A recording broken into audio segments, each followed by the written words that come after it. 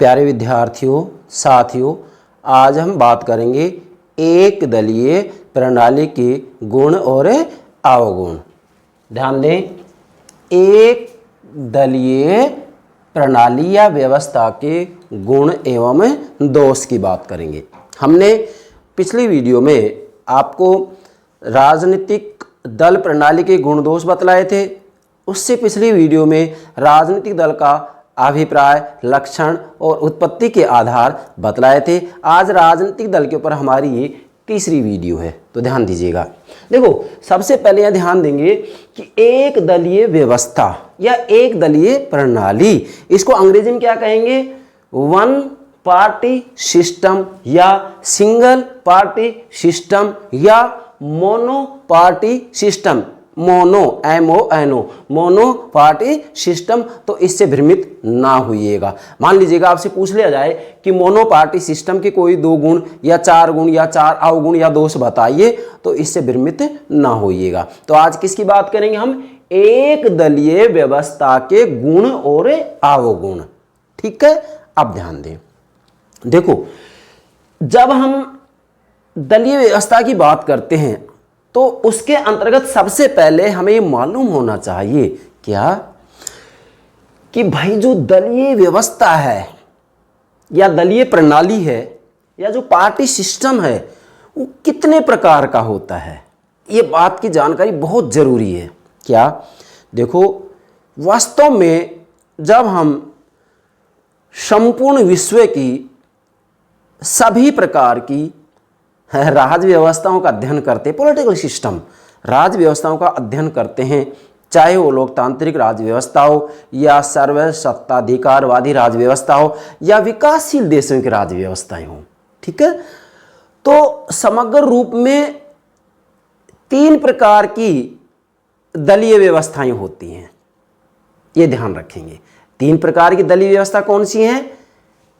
Number 1 एक दलीय व्यवस्था, नंबर 2 द्विदलीय व्यवस्था, नंबर 3 बहुदलीय व्यवस्था। जिसमें से आज हम केवल एक दलीय व्यवस्था की बात कर रहे हैं। ध्यान देंगे, किसकी? एक दलीय व्यवस्था की।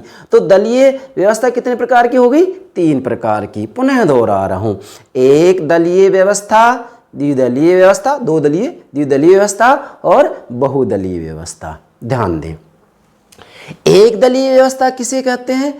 एक दलीय व्यवस्था उसे कहते हैं जब किसी देश की राजनीति में एक ही दल होता है। जैसे चीन के अंतर्गत एक ही दल है। ठीक है, उसका नाम क्या है? साम्यवादी दल, कम्युनिस्ट पार्टी, साम्यवादी दल। द्विदलीय व्यवस्था किसे कहते हैं? जब किसी देश की राजनीति, क्या कह रहा हूं, जब किसी देश की राजनीति के अंतर्गत वास्तविक रूप में प्रतियोगी दल 2 होते हैं। ठीक है, 2 से अधिक दल हो सकते हैं, लेकिन वास्तविक रूप में जो प्रतियोगी दल होते हैं ना, वो 2 ही होते हैं। मतलब स्पष्ट रूप में जो प्रतियोगिता होती है वो 2 दलों के बीच में होती है। एक दल सत्तारूढ़ होता है और दूसरा विपक्ष में होता है।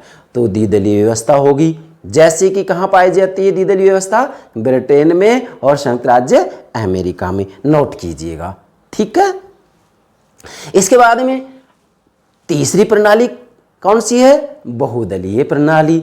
बहुदलीय का मतलब क्या है? यह है कि जब किसी देश की राजनीति के अंतर्गत 2 से अधिक दल होते हैं, 2 से अधिक दल होते हैं, तो उसे बहुदलीय प्रणाली कहा जाता है। जैसे हमारे भारत में बहुदलीय प्रणाली है और फ्रांस में बहुदलीय प्रणाली है। ये मैंने कुछ एग्जाम्पल दिए हैं। तो आशा करता हूँ यहाँ तक ये बातें समझ में आ गई होंगी। तो सर्वप्रथम आप हमारे YouTube चैनल को सब्सक्राइब अवश्य कीजिएगा। इसी के साथ में हमारी वीडियो को लाइक कीजिएगा, शेयर कीजिएगा। ठीक है, अब बात करते हैं हम वन पार्टी सिस्टम के क्या गुण हैं और क्या अवगुण हैं। देखो मेरे प्यारे विद्यार्थी, मैं फिर कह रहा हूँ, राजनीति विज्ञान के विद्यार्थियों को पार्टी सिस्टम को समझना बहुत ज़रूरी है, अति आवश्यक है।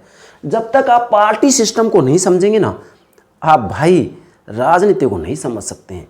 इसलिए मैं बार बार मतलब जोर देकर ये बात कह रहा हूँ क्या कि राजनीति विज्ञान के विद्यार्थियों को दलीय व्यवस्था की जानकारी होना बहुत ज़रूरी है। इसलिए मैं पार्टी सिस्टम के ऊपर चाहे 10 वीडियो क्यों ना बने, मैं एक एक बात को ईमानदारी से और अच्छे से अच्छे तरीके से आपको समझाऊंगा। तो प्लीज़ ध्यान दें। किसकी बात करें हम? एक दलीय व्यवस्था। तो ये बात तो स्पष्ट मैंने कर ही दी है कि एक दलीय व्यवस्था से आपका क्या अभिप्राय होगा? इसका अभिप्राय ये होगा कि जब किसी देश की राजनीति में एक ही दल हो तो उसे एक दलीय प्रणाली कहा जाता है या एक दलीय व्यवस्था कहा जाता है। कहाँ? जैसे वर्तमान समय में चीन में एक दलीय प्रणाली है, उस दल का नाम क्या है? साम्यवादी दल है। ठीक है, चलिए अब आगे बढ़ते हैं।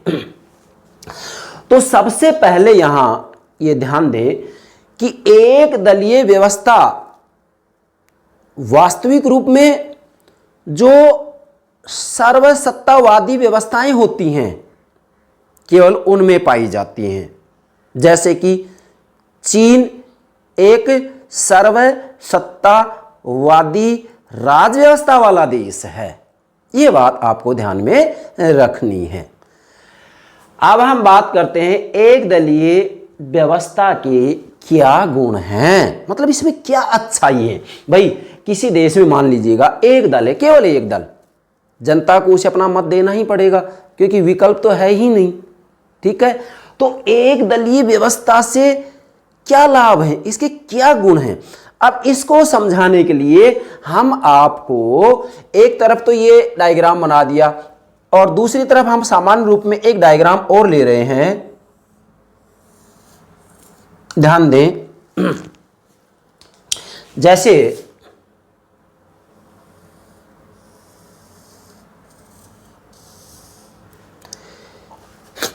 सरकार के कितने अंग होते हैं? 3 होते हैं ना। कौन कौन से? व्यवस्थापिका, कार्यपालिका, नोट कीजिएगा, न्यायपालिका। ठीक है भाई। अब आपको बड़ा अचरज हो रहा होगा कि दलीय व्यवस्था समझा रहे हैं और सरकार एक अंग क्यों आ गई। हाँ, इसी से तो समझेंगे हम इसको। किसको? सिंगल पार्टी सिस्टम को, वन पार्टी सिस्टम को, एक दलीय व्यवस्था को। ध्यान दें, ये दूसरा डायग्राम हमने बनाया, अगर इसको ठीक से आप समझ जाते हैं तो कुछ शेष बचेगा ही नहीं। अब ध्यान दें, अब यहां क्या होगा? साम्यवादी दल। भाई चीन में एक ही तो दल है, कम्युनिस्ट पार्टी, हिंदी में कहेंगे साम्यवादी दल। अब इसका मतलब क्या है? इसका मतलब यह है कि चीन में वास्तविक रूप में जो साम्यवादी दल है ना, वो ही सर्वे सर्वा है, वो ही सर्वे सर्वा है।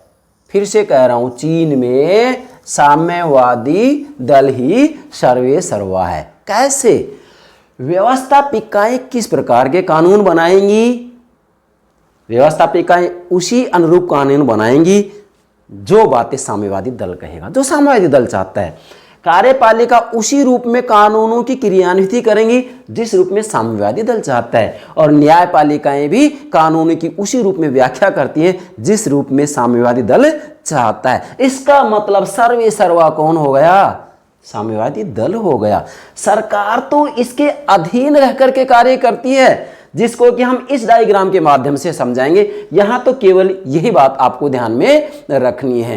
तो मेरे प्यारे विद्यार्थियों, अब इसके गुण और दोष बिंदुओं के रूप में मैं समझाऊं उससे पहले ये तो क्लियर हो गया, पहला चित्र, पहला डायग्राम, अर्थात वास्तविक रूप में इसका भावार्थ ये है कि चीन में साम्यवादी दल ही सब कुछ है। समझ में आ गया? अब देखो दूसरा डायग्राम बहुत महत्वपूर्ण है। मैं विश्वास के साथ कह रहा हूं कि संपूर्ण विश्व की दलीय व्यवस्थाओं को जिस तरीके से मैं ये बता रहा हूं, आप सभी दल व्यवस्थाओं को समझ सकते हैं। बस शर्त एक ही है, ध्यान दें। वास्तव में राजनीतिक दलों को यदि हम ठीक से समझना चाहें तो वास्तव में राजनीतिक दलों के जो कार्य होते हैं, वास्तव में हम इनको 3 भागों में बांट देते हैं। कैसे? एक तरफ कुछ देशों में तो जो राजनीतिक दल होते हैं वो स्वतंत्र परिवर्तक के रूप में कार्य करते हैं। मैं समझाऊंगा। स्वतंत्र परिवर्तक, परिवर्तक का मतलब होता है कि किसी भी देश की राज्य व्यवस्था में जो निर्णय लिए जाते हैं वास्तव में उन निर्णयों को या उस निर्णय निर्माण की प्रक्रिया को प्रभावित करने वाले तत्व जो होते हैं वो परिवर्तक कहलाते हैं। तो राजनीतिक दल भी एक तत्व है, परिवर्तक है, परंतु इस परिवर्तक के आधार पर वास्तव में इनको 3 भागों में बांट दिया जाता है। क्या क्या? एक तो ये जो राजनीतिक दल होते हैं वो स्वतंत्र परिवर्तक के रूप में कार्य करते हैं, एक मध्यस्थ के रूप में कार्य करते हैं और तीसरा आश्रित के रूप में कार्य करते हैं। हम आप देखेंगे भारत के अंतर्गत है, भारत में जो राजनीतिक दल होते हैं वो स्वतंत्र परिवर्तक के रूप में कार्य नहीं करते हैं, बल्कि किसके रूप में कार्य करते हैं? एक वास्तविक रूप में जनता और सरकार के बीच में मध्यस्थता की भूमिका निभाते हैं, इन दोनों के बीच में संपर्क सूत्र का कार्य करते हैं लोकतांत्रिक राज्य व्यवस्थाओं में। चूंकि यहां सर्वाधिकारवादी शासन प्रणाली है, चीन में एक दलीय सिस्टम है, तो यहां वास्तविक रूप में जो दल है ना भाई वो मध्यस्थ नहीं है, किसी के आश्रित नहीं है, बल्कि ये देखो आप सामाजिक दल स्वतंत्र है ना, इनसे अलग व्यवस्थापिका, कार्यपालिका, न्यायपालिका इसके अधीन है ना। तो यहां क्या नाम दिया है? स्वतंत्र परिवर्तक के रूप में राजनीतिक दल की भूमिका। इसके रूप में ही इसके गुण और दोषों को समझना है। अब ये स्वतंत्र परिवर्तक के रूप में क्या मतलब हुआ, ध्यान दें। देखो वास्तविक रूप में चीन में जो साम्यवादी दल है ना वो वास्तव में सरकार, ध्यान दें इधर, सरकार और समाज, राजनीतिक समाज, ये राजनीतिक दल हो गया। अब राजनीतिक दल कौन सा होगा ये? चूंकि चीन में दल का क्या नाम है? साम्यवादी दल है, तो इसका मतलब साम्यवादी दल होगा ये। अब जो ये राजनीतिक दल है ना वो सीधा ही सरकार के ऊपर नियंत्रण रखता है। देखो हमने यहाँ अधीन दिखाया है, और सीधा ही समाज के ऊपर नियंत्रण रखता है, सीधा। मतलब जो राजनीतिक दल चाहेगा वो सरकार करेगी, और कंप्लीट समाज के ऊपर भी इसका पूर्ण नियंत्रण होगा। इसकी विचारधारा का ये विरोध नहीं कर सकते हैं। एक बार ही तिएनमेन चौक के ऊपर साम्यवादी दल की विचारधारा का विरोध किया गया था, लाखों लोगों को गोली से भून दिया गया था। तो कंप्लीट पूर्ण रूप में समाज और सरकार के ऊपर इसका नियंत्रण होता है। तो अब आप देखें जो ये राजनीतिक दल है सरकार के अधीन है, समाज के अधीन है? नहीं, बल्कि इन दोनों से स्वतंत्र है। ये स्वयं जो राजनीतिक दल है ना सरकार और समाज के ऊपर नियंत्रण रख रहा है, इसलिए जो राजनीतिक दल है स्वतंत्र परिवर्तक की भूमिका निभा रहा है। अर्थात वास्तविक रूप में चीन में जो पॉलिटिकल सिस्टम है, जो राज्य व्यवस्था है, उसमें वास्तविक रूप में जो निर्णय लिए जाते हैं, निर्णय लेने वाला सर्वे सर्वा कौन होता है? साम्यवादी दल होता है, राजनीतिक दल होता है। इसलिए इसे कहते हैं स्वतंत्र परिवर्तक। तो एक दलीय व्यवस्था के अंतर्गत वास्तविक रूप में राजनीतिक दल स्वतंत्र परिवर्तक की भूमिका निभाते हैं, स्वतंत्र परिवर्तक की भूमिका निभाते हैं। अर्थात राजनीतिक दल स्वतंत्र रूप में कार्य करते हैं, स्वयं सरकार और समाज इसके अधीन होता है। अब हमने आपको ये दर्शा रखा है सरकार की समाज से संपर्कता का मार्ग और राजनीतिक समाज की सरकार से संपर्कता का मार्ग। अब ये संपर्कता का मार्ग देखिएगा, ये संपर्कता का मार्ग हमने छोटे छोटे कटी हुई रेखाओं के माध्यम से दर्शे। इसका मतलब ये कि वास्तविक रूप में यहाँ जो सरकार है ना, सरकार समाज के ऊपर नियंत्रण थोड़ी ना रख पा रही है, ना ही समाज सरकार से ये कहे कि इस तरीके की नीति बनाइएगा। तो वास्तविक रूप में ये एक दूसरे जो संपर्क करें अप्रत्यक्ष रूप में ही है, क्योंकि यहाँ जो सीधा नियंत्रण रखा जा रहा है वो दल के द्वारा रखा जा रहा है, राजनीतिक दल के द्वारा। और राजनीतिक दल का क्या नाम है चीन में? साम्यवादी दल है। तो सीधा नियंत्रण रखा जा रहा है। तो ये वास्तविक रूप में जो एक दलीय व्यवस्था है, वास्तविक रूप में उस एक दलीय व्यवस्था का ये प्रारूप होता है कि वहाँ जो राजनीतिक दल है वह पूर्ण रूप में स्वतंत्र होता है, अर्थात सरकार और समाज उसके अधीन होते हैं। अब पूर्ण रूप में स्वतंत्र है और सरकार और समाज उसके अधीन है, इसलिए भाई इसको क्या नाम दिया गया? स्वतंत्र परिवर्तक के रूप में राजनीतिक दल की भूमिका। तो एक दलीय व्यवस्था में वास्तविक रूप में जो दल होता है ना भाई, वो सब कुछ होता है। वास्तव में जहां वन पार्टी सिस्टम होता है, सिंगल पार्टी सिस्टम होता है, मोनो पार्टी सिस्टम होता है, वहां लोकतंत्र रह ही नहीं सकता भाई। अब यहां लोकतंत्र कहां है भाई? समाज अगर इस दल को पसंद नहीं करे तो क्या विकल्प है? किसको मत देंगे? व्यवस्था है, मत देना पड़ेगा, विरोध कर नहीं सकते। सरकार कैसे कानून बनाएगी? जैसा दल चाहेगा। सरकार कानूनी क्रियान्वित कैसे करेगी? जैसा दल चाहेगा। न्यायपालिका कानूनी व्याख्या कैसे करेगी? जैसा दल चाहेगा। तो सर्वे सर्वा कौन है? साम्यवादी दल है। आशा करता हूं यहां तक ये बात समझ में आ गई हुई। तो प्लीज़ मेरे प्यारे विद्यार्थियों, यदि वन पार्टी सिस्टम के बारे में आपसे गुण और अवगुण पूछे जाते हैं तो प्लीज़ ये दोनों डायग्राम अवश्य बनाइएगा और इसके माध्यम से आप वन पार्टी सिस्टम को समझाइएगा। आप देखिएगा कितने अच्छे अंक आएंगे, चाहे आईएएस के स्टूडेंट हो या स्नातक स्नातकोत्तर के विद्यार्थी हो और किसी कंपटीशन में बैठते हैं। तो मान लीजिएगा आपसे पूछ लिया निम्न में से किस देश के अंतर्गत राजनीतिक दल स्वतंत्र परिवर्तन की भूमिका निभाता है, तो आप तो समझेंगे नहीं वहाँ स्वतंत्र परिवर्तन क्या है, क्योंकि मैंने देखा है कि वास्तव में विद्यार्थी एमए कर चुके होते हैं, उसके बावजूद भी उनको पता नहीं होता है कि राजनीतिक दल की भूमिकाएं 3 प्रकार की कौन कौन सी होती हैं, स्वतंत्र परिवर्तन, आश्रित परिवर्तन और मध्यम परिवर्तन या मध्यस्थ परिवर्तन की भूमिका। मतलब जनता और सरकार के बीच में होता है राजनीतिक, जैसे हमारे भारत के अंतर्गत है, ठीक है, ब्रिटेन के अंतर्गत है, अमेरिका के अंतर्गत है, लेकिन चीन के अंतर्गत राजनीतिक दल स्वतंत्र है, अर्थात सरकार और समाज इसके अधीन कार्य करते हैं। मतलब सरकार जैसा ये चाहेंगे वैसा करेगी और समाज इनका विरोध कर ही नहीं सकते, क्योंकि इनके सामने विकल्प ही नहीं है, इनके सामने विकल्प ही नहीं है, एक ही दल है बस, उसे मत देना पड़ेगा भाई। तो ये है वास्तविक रूप में जो सिंगल पार्टी सिस्टम होता है ना, एक दलीय व्यवस्था। एक दलीय व्यवस्था में ऐसा होता है, कैसा होता है कि सब कुछ दल होता है। अब आशा करता हूं यहां तक बात समझ में आ गई। तो भाई अब इन बिंदुओं को समझने में हमें कोई परेशानी नहीं है। चलिए अब गुण की बात करते हैं। सबसे अब ये ही नहीं है कि भाई इसमें अवगुण या अवगुण है, नहीं, कुछ तो अच्छाई भी है। क्या अच्छाई है? तो इसके गुण देखिए, पहला गुण है राष्ट्रीय एकता की प्राप्ति व रक्षा। अब ध्यान दें, देखो जब वास्तविक रूप में किसी देश में केवल एक ही दल होता है, जैसे चीन में है एक दल है, तो एक दल से क्या लाभ होगा? लाभ ये होगा कि वास्तविक रूप में राष्ट्रीय एकता की प्राप्ति व रक्षा होती है इससे। कैसे? क्योंकि जो साम्यवादी दल है, जैसे यहाँ एक दल है, तो एक दल वास्तविक रूप में पूर्ण रूप में पूरे देश के ऊपर नियंत्रण रखता है। क्यों? क्योंकि वास्तविक रूप में हितों के आधार पर देश बटा हुआ नहीं होता है, वहां विभिन्न प्रकार के समूह समुदाय नहीं होते, बल्कि यह माना जाता है कि पूरे राष्ट्र का एक ही हित है।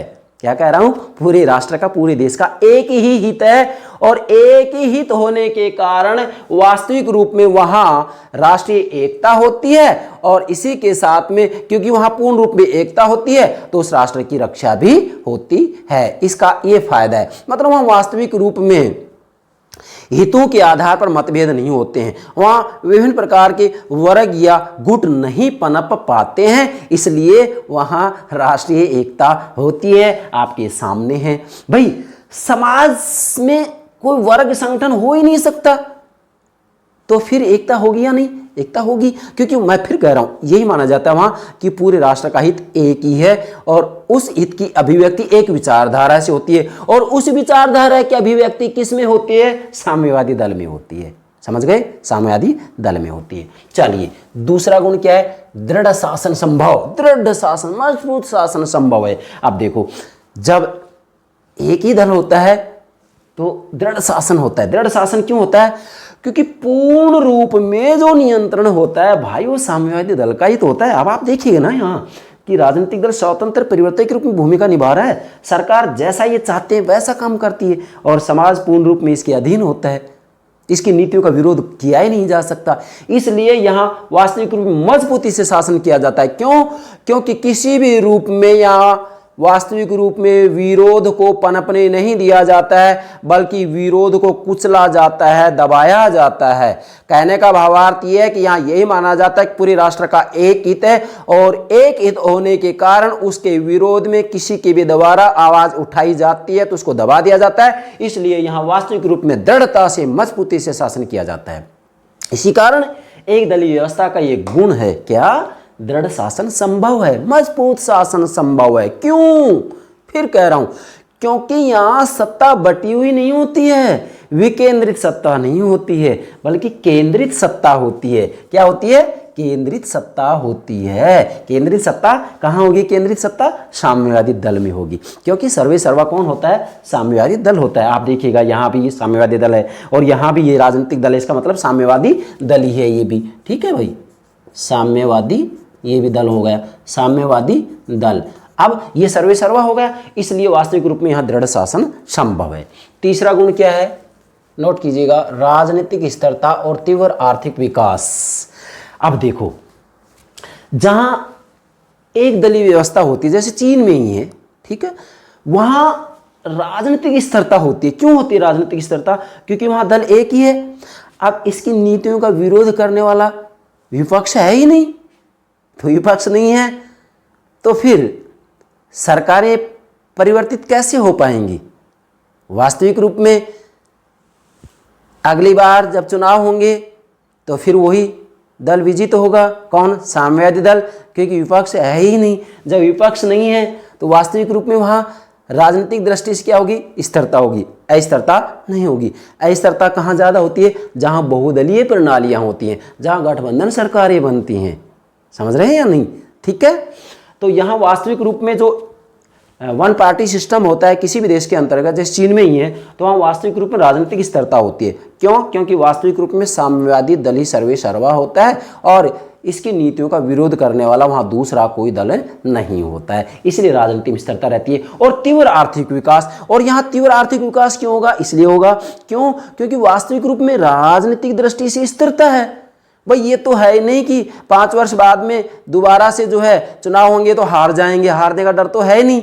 तो वास्तविक रूप में सत्ता किसकी रहेगी? साम्यवादी दल की सत्ता रहेगी। जब सत्ता इसी की रहेगी तो वास्तविक रूप में ये लंबे समय तक देश के विकास के लिए नीतियां बना सकते हैं। इसीलिए ये कहा जाता है कि वास्तविक रूप में एक दलीय व्यवस्था के अंतर्गत तीव्र आर्थिक विकास की संभावना होती है, तीव्र आर्थिक विकास किया जा सकता है। क्यों? क्योंकि आए दिन वहाँ सरकारें नहीं बदलती हैं।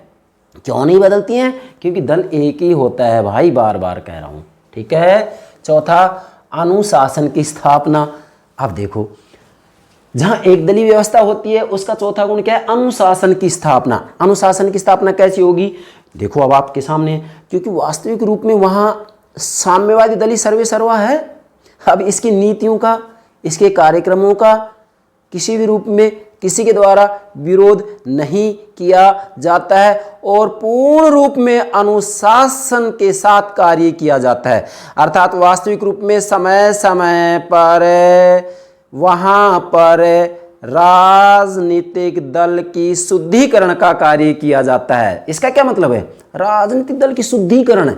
इसका मतलब ये है कि वास्तविक रूप में ये देखा जाता है कि कुछ सदस्य जो ऐसे हैं, साम्यवादी दल के जो नियम हैं उनका पालन नहीं कर रहे हैं, तो उनको दल से बाहर निकाल दिया जाता है। मतलब वास्तविक रूप में राजनीतिक दल का शुद्धिकरण किया जाता है। तो ये किसके माध्यम से होता है? अनुशासन के माध्यम से होता है। कठोर अनुशासन होता है।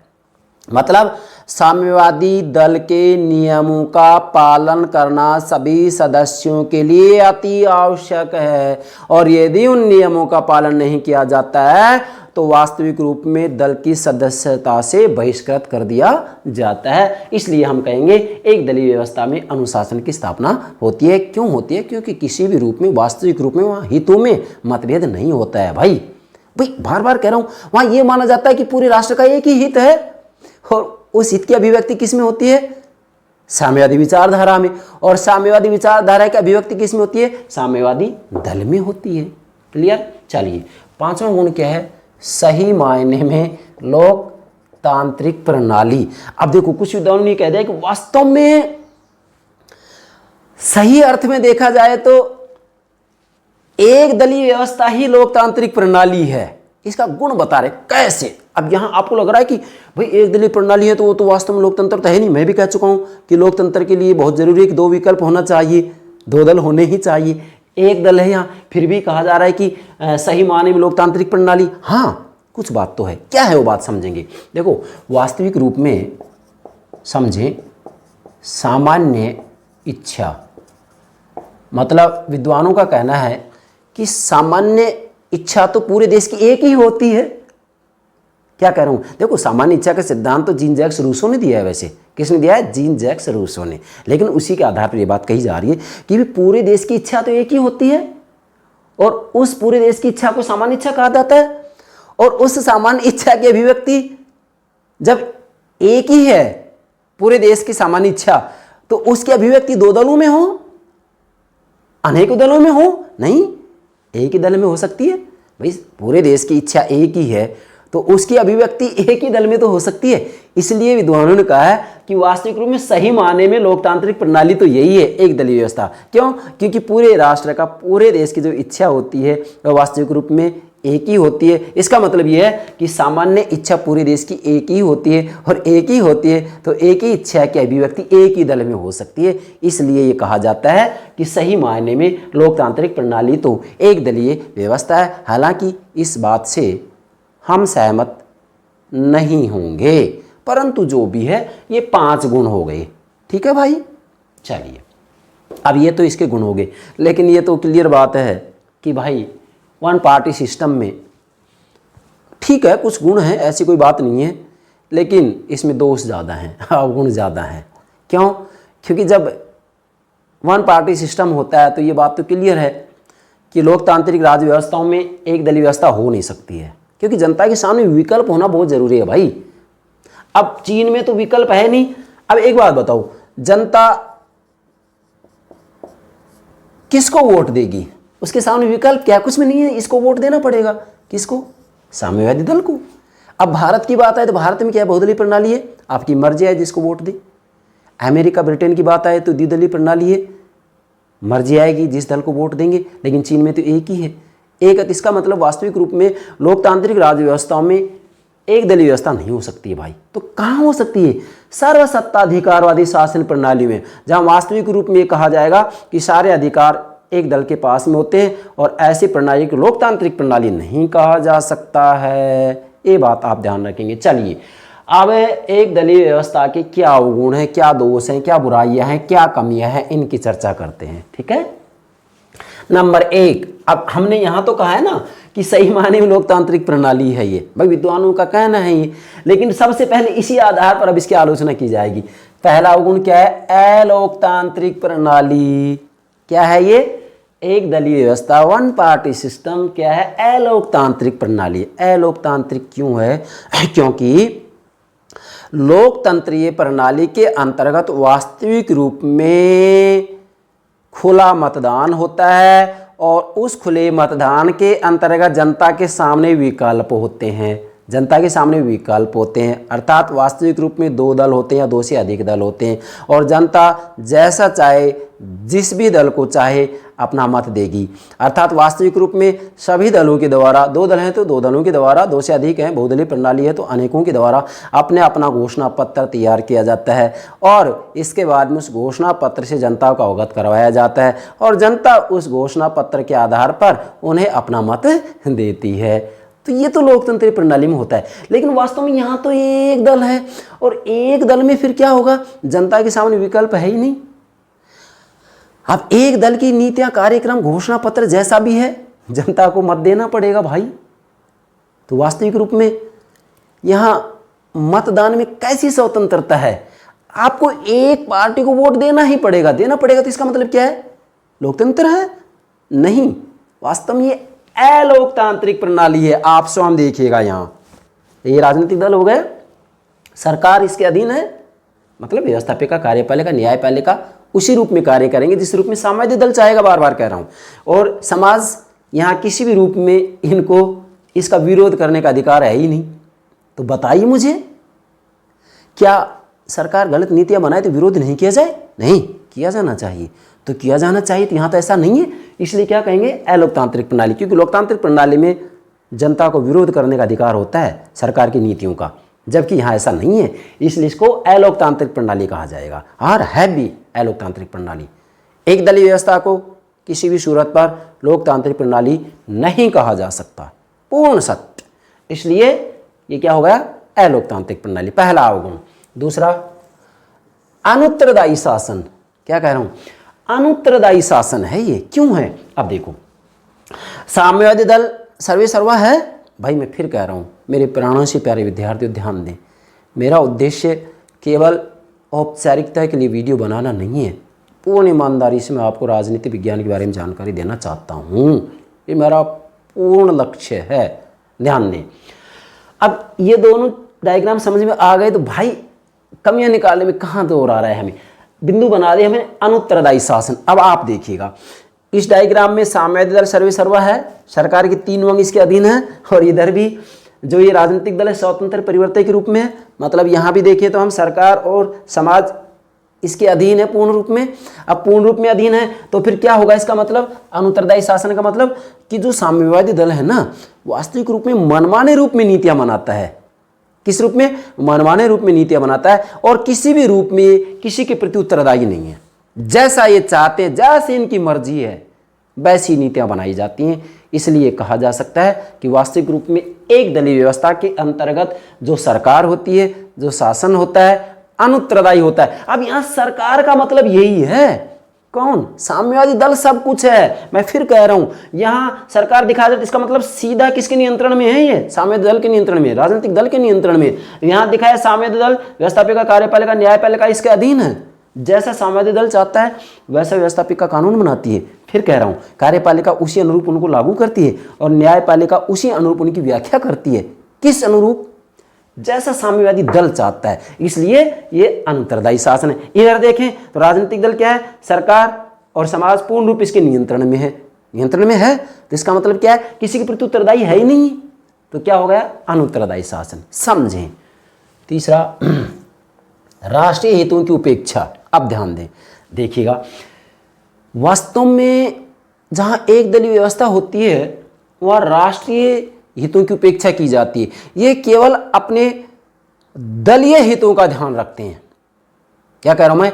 अपने दल के हितों का ध्यान रखते हैं। राष्ट्रीय हितों की पूर्ण रूप में उपेक्षा की जाती है। ये बात आपको ध्यान में रखनी है। क्यों? क्योंकि सर्वे सर्वा कौन होता है? साम्यवादी दल ही होता है और जैसा ये चाहता है वैसी नीतियां बनाता है। इसके द्वारा मनमाना आचरण किया जाता है। किसी भी रूप में यदि समाज के अंतर्गत कोई भी वर्ग या समुदाय समूह इनकी बातों का विरोध करता है तो उसको कुचल दिया जाता है, दबा दिया जाता है। हालांकि वर्तमान समय में चीन के अंतर्गत धीरे धीरे वास्तविक रूप में उदारीकरण की प्रक्रिया को अपनाया जा रहा है। ये बात अवश्य ध्यान रखेंगे। सोवियत संघ का जैसे ही विघटन हुआ 1991 में, तो चीन ने धीरे धीरे वास्तविक रूप में धीरे धीरे स्वतंत्रता देना शुरू कर दिया है। ये बात आपको ध्यान में रखना है। चलिए, चौथा क्या है इसका अवगुण? नागरिक स्वतंत्रताओं का अंत और विरोधियों का दमन। बहुत महत्वपूर्ण बात है ये। चौथा अवगुण क्या है? नोट करें, नागरिक स्वतंत्रताओं का अंत और विरोधियों का दमन। अरे भाई, मैंने कहा था ना कि वास्तविक रूप में जहां एक दलीय व्यवस्था होती है वहां नागरिक स्वतंत्र रह ही नहीं सकते। ये समाज हो गया, नागरिक हो गए ना। तो अब आप देखिएगा, राजनीतिक समाज किसके अधीन है? राजनीतिक दल के अधीन है, साम्यवादी दल के अधीन है। आपने बिंदु क्या बनाया है? नागरिक स्वतंत्रता का अंत। तो वास्तविक रूप में यहां जो नागरिक हैं स्वतंत्र है ही नहीं। क्यों? इनको एक पार्टी इनके सामने, एक दल इनके सामने है, उसे अपना मत देना पड़ेगा और किसी भी रूप में उनकी नीतियों का विरोध नहीं किया जा सकता। उनकी नीतियों का विरोध नहीं किया जा सकता। अगर नीतियों का विरोध किया जाता है तो वास्तविक रूप में उनका दमन किया जाता है, उनको कुचला जाता है। मैं फिर कह रहा हूं, तियानमेन चौक के ऊपर वास्तविक रूप में जब लोगों के द्वारा साम्यवादी दल की नीतियों का विरोध किया गया तो लगभग 1 लाख लोगों को गोली से भून दिया गया था। तो फिर क्या है? अवगुण है इसका। क्या? कि नागरिक स्वतंत्र नहीं रह सकते और किसी भी रूप में इनकी नीतियों का विरोध नहीं कर सकते। बार बार कह रहा हूं, सरकार पर सीधा नियंत्रण है, समाज पर सीधा नियंत्रण है। सब कुछ कौन है? राजनीतिक दल है, साम्यवादी दल, एक दल, सर्वे सर्वा।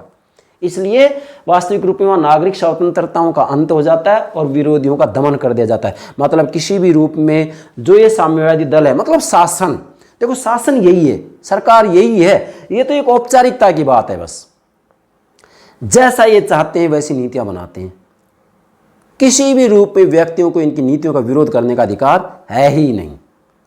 कुचला जाता है, उनको दबाया जाता है, दमन किया जाता है। इसलिए एक दलीय व्यवस्था में नागरिक स्वतंत्रताओं का अंत होता है और विरोधियों का दमन कर दिया जाता है। अर्थात यहाँ व्यक्ति स्वतंत्र नहीं रह सकते।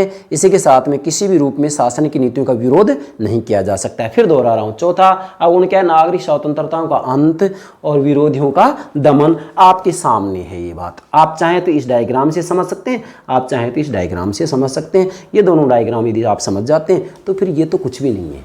ठीक है, नोट कीजिएगा। पांचवा अवगुण, नेतृत्व की पूजा की परंपरा। नेतृत्व की पूजा की परंपरा, नेतृत्व। अब आप देखो, एक दलीय व्यवस्था में सर्वे सर्वा कौन होता है? साम्यवादी दल होता है। इधर देखिएगा, इधर देखिएगा, यहाँ भी सरकार समाज इसके अधीन है, यहाँ भी व्यवस्थापिका कार्यपालिका न्यायपालिका साम्यवादी दल के अधीन है। बिंदु क्या है? नेतृत्व की पूजा की परंपरा। आप देखो साम्यवादी दल सर्वे सर्वा है। वास्तविक रूप में साम्यवादी दल का जो नेता होता है वो ही सब कुछ होता है, और वास्तविक रूप में हम ये कहेंगे कि जब वो नेता ही सर्वे सर्वा होता है, वही व्यवस्थापक, वही कार्यपालक और वही न्यायपालक, तो वास्तविक रूप में हम ये कहेंगे कि वहाँ नेतृत्व की पूजा की परंपरा है। अर्थात वास्तविक रूप में उस व्यक्ति विशेष को, उस नेता विशेष को ही सब कुछ माना जाता है, जबकि नेतृत्व की वीर पूजा की परंपरा ठीक नहीं है।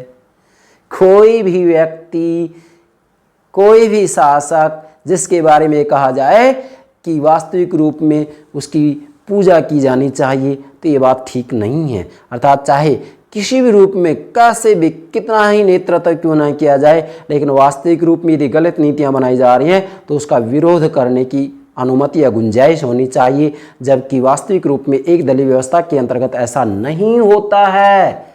क्यों? क्योंकि समाज में किसी भी रूप में कोई इनकी नीतियों का विरोध नहीं कर सकता है, और सरकार के अंतर्गत जो 3 अंग होते हैं, व्यवस्थापिका कार्यपालिका न्यायपालिका, उसी अनुरूप कार्य करते हैं जैसा साम्यवादी दल चाहता है। इसलिए एक दलीय व्यवस्था का ये दोष है कि यहाँ नेतृत्व की वीर पूजा की परंपरा है या वीर पूजा की भावना है।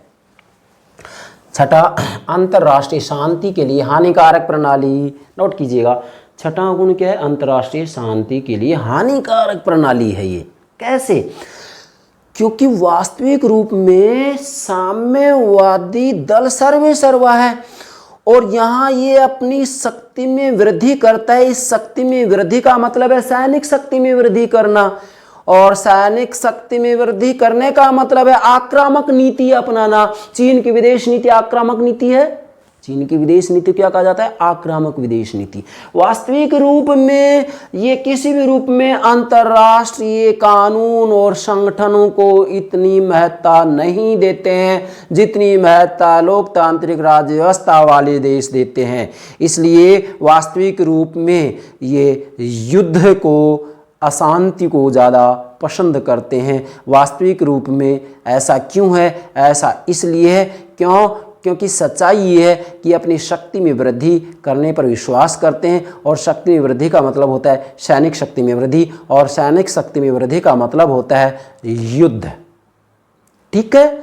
और इसका मतलब होता है अंतर्राष्ट्रीय कानून और अंतर्राष्ट्रीय संगठन को अस्वीकार करना, स्वीकार नहीं करना। इसलिए कहा जाता है कि एक दलीय व्यवस्था के अंतर्गत वास्तविक रूप में अंतर्राष्ट्रीय शांति के लिए प्रयास नहीं किए जाते, बल्कि अंतर्राष्ट्रीय शांति के लिए हानिकारक प्रणाली है। क्यों? क्योंकि इसके द्वारा जो भी नीतियां कार्यक्रम तय किए जाते हैं उनका विरोध कौन करे भाई? विपक्ष तो है ही नहीं, सब कुछ एक ही दल है। तो एक दल है तो फिर मनमाना आचरण, और मनमाना आचरण है फिर रोकेगा कौन? कोई नहीं। इसलिए अंतर्राष्ट्रीय स्तर पर क्या होगी? शांति या अशांति? अशांति। इसलिए इसका यह गुण है कि अंतर्राष्ट्रीय शांति के लिए हानिकारक प्रणाली कौन? एक दलीय व्यवस्था, one party system, single party system, mono party system अंतर्राष्ट्रीय शांति के लिए हानिकारक है। ठीक है भाई, ये हो गए इसके अवगुण। आशा करता हूं यहां तक ये बातें समझ में आ गई होंगी। ठीक है, अब एक दलीय व्यवस्था में क्या गुण हैं, क्या लाभ हैं इसके, और एक दलीय व्यवस्था के क्या अवगुण हैं, या इससे क्या हानियां हैं, या इसमें क्या कमियां हैं, दोनों बातें क्लियर हो गई। अब देखो, 2 पार्ट हो गए। पहले पार्ट में लिया है एक दलीय प्रणाली के गुण, दूसरे पार्ट में लिया है हमने एक दलीय प्रणाली के अवगुण। अब इसका तीसरा पार्ट और बना रहे हैं हम आपकी सुविधा के लिए, क्योंकि विशेषकर मैंने देखा है कि कंपटीशन के अंतर्गत किसी न किसी रूप में इससे संबंधित प्रश्न पूछ लिया जाता है। इसलिए हमने यहाँ इसका तीसरा पार्ट बनाया है, और वो क्या है? निष्कर्ष। मतलब एक दलीय व्यवस्था के गुण और अवगुणों का अध्ययन करने के बाद में हमें निष्कर्ष भी निकालना चाहिए कि इसका निष्कर्ष क्या होगा, सच्चाई क्या है। देखिए, अब इसमें जो सच्चाई है नोट करें मेरे प्यारे विद्यार्थियों, इस बात को नोट कीजिएगा, बहुत महत्वपूर्ण बात है। मैंने बिंदु के रूप में ये बात भी समझाई है आपकी सुविधा के लिए। यहाँ 3 बिंदु मैंने बनाए हैं, जिससे कि आपको कहीं दिक्कत आए नहीं। किसको समझने में? एक दलीय व्यवस्था को समझने में कोई समस्या नहीं आएगी। ध्यान दें। अब निष्कर्ष क्या निकालेंगे हम इसके? गुण और अवगुण के आधार पर। नंबर 1 पहला बिंदु बनाया आपके लिए, क्या कि लोकतांत्रिक राज व्यवस्था की दृष्टि से यह सबसे निकृष्ट प्रणाली है। नोट कीजिएगा, क्या लोकतांत्रिक राज व्यवस्था की दृष्टि से यह सबसे निकृष्ट प्रणाली है। सबसे निकृष्ट, सबसे घटिया, सबसे निम्न स्तर की। समझ गए? क्या लोकतांत्रिक राज व्यवस्था की दृष्टि से यह सबसे निकृष्ट प्रणाली है। मतलब वास्तविक रूप में लोकतांत्रिक राज व्यवस्था में तो एक दलीय व्यवस्था हो ही नहीं सकती है। इसलिए निष्कर्ष ये निकला कि लोकतांत्रिक राज व्यवस्था की दृष्टि से सबसे निकृष्ट प्रणाली है, सबसे घटिया प्रणाली है। ठीक है, सबसे बेकार प्रणाली है, सबसे बुरी प्रणाली है। आप तो समझ गए? ठीक है। दूसरा निष्कर्ष क्या निकाला है हमने? सर्वसत्तावादी राज व्यवस्था के लिए एकमात्र यही सर्वोत्तम प्रणाली मानी जाती है। अब देखो, सर्वसत्तावादी राज व्यवस्था का मतलब क्या है? ऐसी राज व्यवस्था जिसमें वास्तविक रूप में सभी प्रकार के अधिकार, सभी प्रकार की शक्तियां एक ही जगह एकत्रित होती हैं। इसे ही सर्वसत्तावादी राज व्यवस्था कहा जाता है। और सर्वसत्तावादी राज व्यवस्था के अंतर्गत वास्तविक रूप में केवल मात्र एक ही विकल्प है, क्या कि वहां एक ही दल की व्यवस्था की जाए। क्यों? क्योंकि अगर एक से अधिक दल की व्यवस्था की जा रही है तो फिर भाई क्या होगा? सत्ता का, शक्ति का विकेंद्रीकरण हो जाएगा। क्यों? क्योंकि विपक्ष मौजूद होगा, उसकी नीतियों का विरोध करने वाले होंगे। इसलिए सर्वसत्तावादी राज व्यवस्था के लिए एकमात्र यही सर्वोत्तम प्रणाली मानी जाती है। कौन? एक दलीय व्यवस्था।